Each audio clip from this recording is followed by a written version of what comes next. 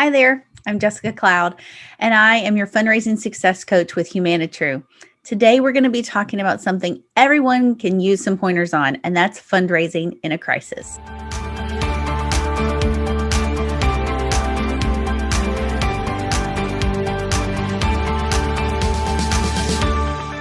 Okay, let's talk about fundraising in a crisis.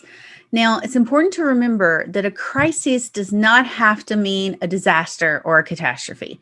A crisis is merely when your operation cannot go about its business normally. So anytime your organization can't operate normally, that's a crisis. So while we've been in the pandemic for quite some time and we've all found ways to adapt, we are in no way operating normally. I don't know any organization operating normally right now. Now, I've been through any number of different crises in my career in fundraising, from tornadoes to PR disasters to any number of things. And COVID is just the next iteration, but probably the most broad scale. So I fall back on some advice that I heard very early in my career, and it has sustained me well in my relationship with my donors. And that's during any crisis, you need to think about three things. You need to understand how to keep your donors near, dear, and clear. Now, what do I mean by those three things? Well, first, you need to be in contact. There are some anecdotal and data evidence out there right now that donors are not hearing from their organizations. That some organizations have even taken a step back from fundraising or even contacting their donors. Your donors need to hear from you. They need to know what you're doing in the crisis. They need to know that you're still thinking about them, and they need to know that your mission continues. So be in contact. Whatever way you need to do that. Do you need to use Zoom? Do you need to get on a good old-fashioned phone call? Do you need to be sending mailers? What is it that you need to do to reach out to your donors, even in this virtual, socially distanced environment?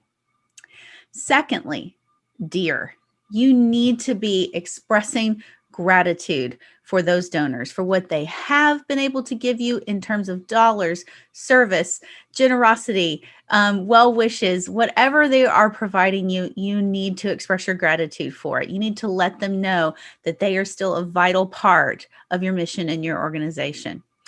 And again, whatever methods available to do that. Are you sending out postcards? Are you writing your thank you notes? Are you reaching out when a donor takes a big bump in a gift?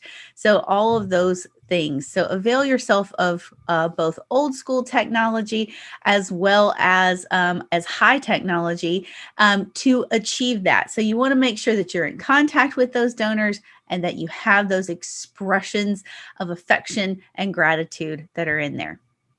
Now, lastly, and this is the crucial point, you need to be clear. So clarity is really important. And what that means in the crisis is that you are very simply expressing the organization's mission and how it continues despite the disruption of how your organization is functioning during this crisis.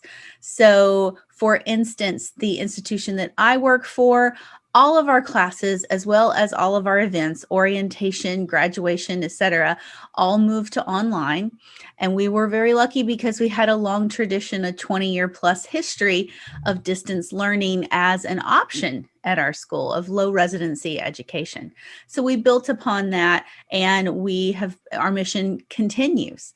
So it's been highly adaptive because we're not used to having 100% everything online, but we were very clear from the beginning with COVID that our top priority was the safety and welfare of our students, faculty, and staff, and that our mission would continue and that we would move everything online so everyone could be as safe as possible.